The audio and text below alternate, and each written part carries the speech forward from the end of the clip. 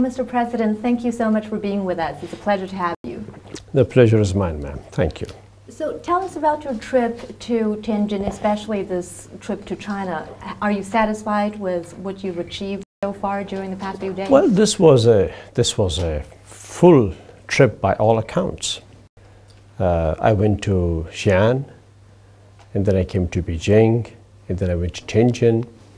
In Xi'an, I attended the Euro-Asia Economic Forum and went to terracotta military, prisons of the soldiers of nearly 2,000 years ago.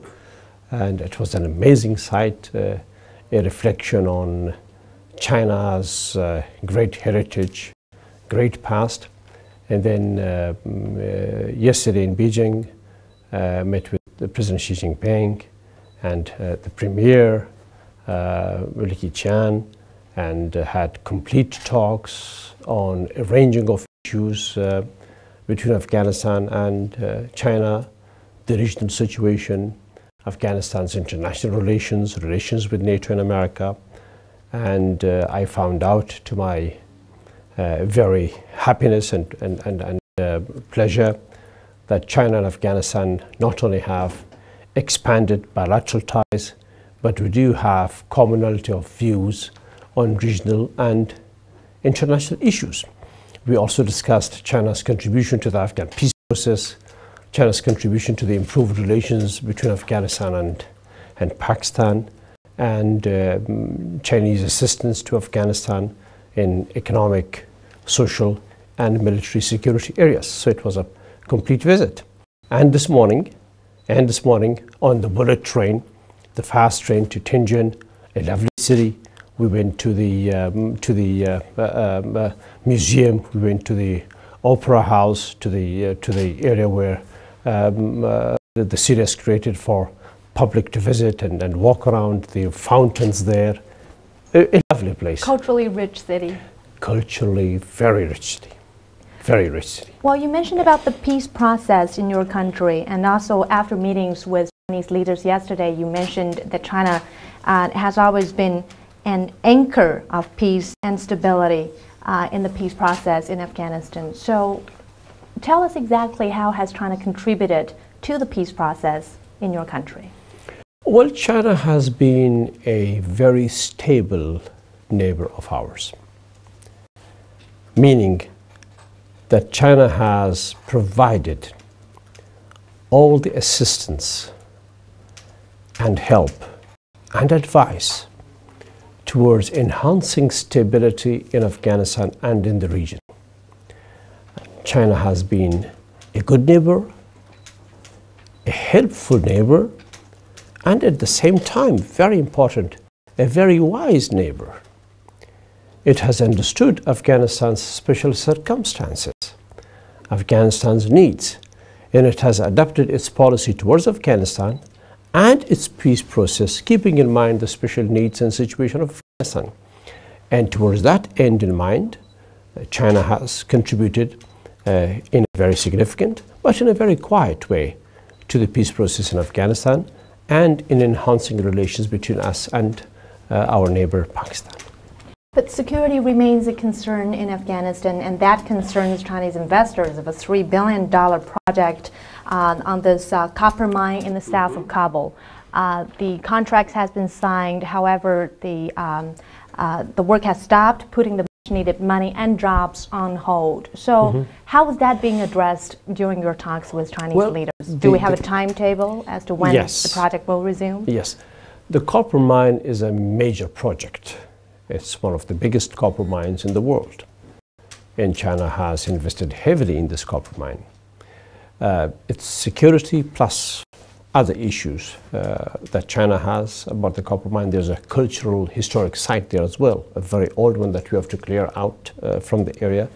And we're negotiating with our Chinese counterparts on how soon and how effectively to begin production in that copper mine. So we don't see a major problem there. Right. As we mentioned earlier, that Afghanistan is very rich in terms of natural resources. According to a recent report, that Afghanistan is believed to be sitting on a $1 trillion worth of gold, copper mine, iron ore, and other minerals. So what is lacking here? There's a huge potential, but what is lacking here? Do you think it's security or investment? Or do you see this as a chicken or egg situation? Well, the real resource wealth of Afghanistan is, to the conservative estimates that we have, from $1 to $3 trillion. Our Minister of Mines and the experts that we have from the past calculate a lot more, but we don't talk about that. We right now speak about nearly $3 trillion of Afghan natural resources. It's overall under development because of the past 30 years of troubles. Just now, investors from abroad have begun to come. The Chinese were the first, and then came companies from India, and now again China is showing a new interest in Afghan petroleum products. So investors are coming in, especially of attention to the investors, and I'd like to inform the Chinese investors as well, is the Afghan rare earth material wealth that's there in our country. That's where the core of that resource wealth is. And so investors are welcome. Why have we not had investment in the country? Precisely because Afghanistan was in turmoil for so many years. Now that we are settling down, now that increasing stability is coming, we see more investors arriving. And let's move on to the bulk of the issue, the security question. We understand that NATO has been handing over security control over the past 2 years, and the process was completed in June when the last district moved to full Afghan combat lead. So what is the current situation now? We are going to complete the process of transition to Afghan authority in a few more months. And next year in 2014, the bulk of the international forces, NATO and Americans and ISAF, will leave Afghanistan. Afghanistan will be completely on its own. At the same time, we have raised the capability of the Afghan forces. We today have a 350,000 military and security force presence in Afghanistan. Somehow properly equipped for the situation. We are increasing our training. So Afghanistan is on the move ahead towards being able to independently provide support to the country for security and for defense of the country. Now, at the same time, Afghanistan is negotiating with the United States and NATO a long-term presence by them for at least 10 years in the form of a security agreement with the United States. So security is a lot better in the country than it was before. Security institutions are stronger in the country than they were before. And we are glad in here, especially, particularly important is for the Chinese people to know that the government of China understands our situation and has backed our efforts in this regard and will provide us military and security assistance and training. Well, you mentioned about the military, the security agreements with U.S. and the NATO allowing their prolonged presence in your country. So what do the people of Afghanistan think about these agreements? Well, the Afghan people want to be on their own. They want to have their own soldiers, their own sons and daughters providing security for the country, like any other nation. And Afghanistan is a very proud nation. Afghanistan has never accepted a foreign force in our country before. This time the Afghans accepted it because of a very particular circumstances. Terrorism in Afghanistan, the presence of Al-Qaeda in Afghanistan, the atrocities of the Taliban in Afghanistan. So the Afghan people welcomed the international community because this was a unanimous decision by the international community to provide support to Afghanistan. Now, in that context, we accepted the international presence, and if we accept a further presence of the United States or NATO, it will be only when the Afghans agree to it and our neighbors understand it and accept it. And that's how it is evolving. And how necessary is that presence for your people, your forces, and your government?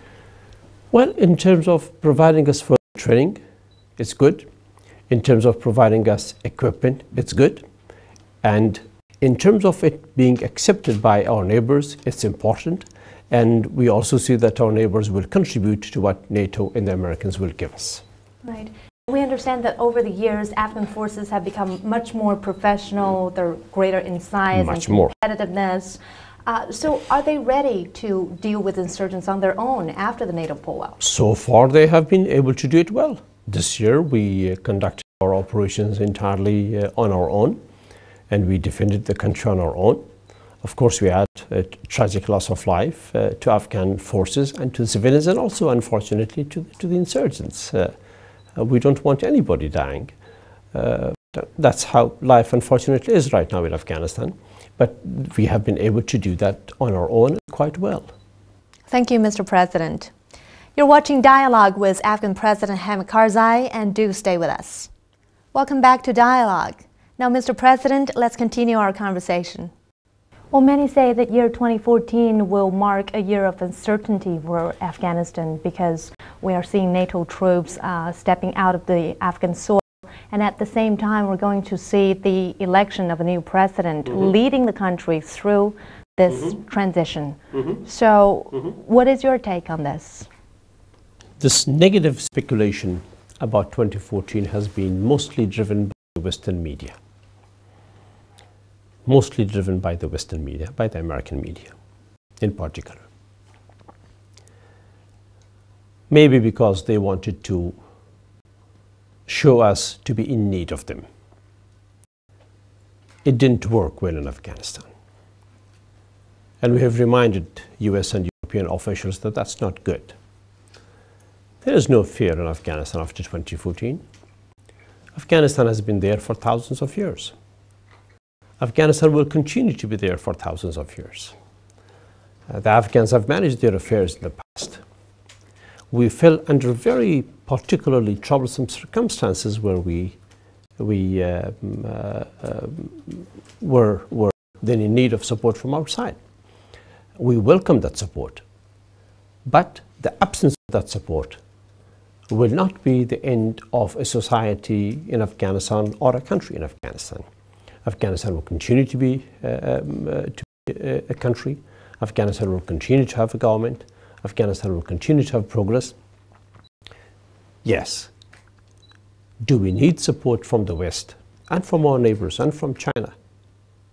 Of course. Will it be helpful? Of course. Will life be difficult for us without that support? Yes.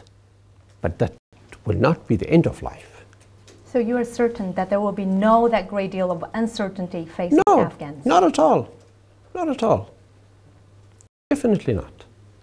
And also, Mr. President, in the beginning of this year, you made some harsh remarks on U.S. troops operating in Afghanistan. What angered you? Did their operation in your country run contrary to the sovereignty? Well, there are issues with civilian casualties, with violation of Afghan sovereignty, with conducting operations in areas where it's not necessary, where the use of firepower not necessary at all. Those were the differences that we had. And I've been talking to the US government and other countries in NATO and ISAF about this. There are now improvements. It's better now. We wish it to be completely over, and we wish it to be completely owned by Afghanistan and its forces. And let's talk a little bit more about Afghan-China relations. Two countries have so many things to work on together, for example, in the fight against terrorism, anti-drug trafficking, and also exportation. So what would you prioritize? In the China-Afghanistan relations? Yes.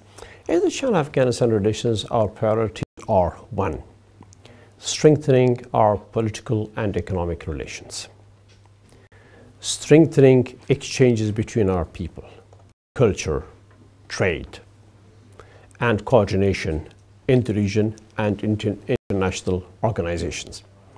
That has been achieved. I've visited China 5 times now, and I hope there will be soon visit by the Chinese leaders to Afghanistan. So China and Afghanistan have become strategic partners and have a deep relationship. And I can tell you with confidence that this relationship is on a confident, positive path towards further strengthening and deepening. And Mr. President, let's talk a little bit more about the presidential election. It's due next April, but the Taliban is already fighting. Actually, it caused it a deceiving drama, and they killed the head of the Electoral Commission. What is your response to that? Well, they don't believe in elections. They believe that elections is taking Afghanistan further towards stability, and that peace and stability is not good for them. Unfortunately, that's what they don't like. But we will move forward. We've had casualties in the past in our efforts towards stability, and we will take more casualties, but we will not abandon our course towards stability and progress. And you've been leading Afghanistan for 12 years, and your tenure runs parallel to the NATO operation. And you're about to leave office next year, but the peace process is yet to complete. So are you satisfied with what you've achieved? Do you think your country has come to a point where you hoped it would be? In some ways, yes. In some ways, no. I'm happy that we have much stronger education. I'm happy that we have very strong international relationship. I'm happy with the relationship we have with China. Strong, good, fundamental. Getting stronger. I'm happy with what we have achieved internationally with health services and also in economy and the growth of GDP and the growth of income per capita. But I'm not happy with the security situation in Afghanistan is. I wish we had peace early on. I wish there were no civilian casualties in Afghanistan. We understand that leaving a good name is considered a virtue in Afghanistan. So after you leave office, what kind of legacy do you wish to Well, leaving a good name is a virtue everywhere, not only in Afghanistan. Absolutely. Everybody wants to have a good name. I want to have a good name too, sure. But let that be decided after I'm no longer the president. Let the people decide that, and let the history judge that. Thank you so much, Mr. President. Thank you, ma'am. Thank you. Good to talk to you. Thank you. Thank you. It's my pleasure. Great pleasure, ma'am. Thank you.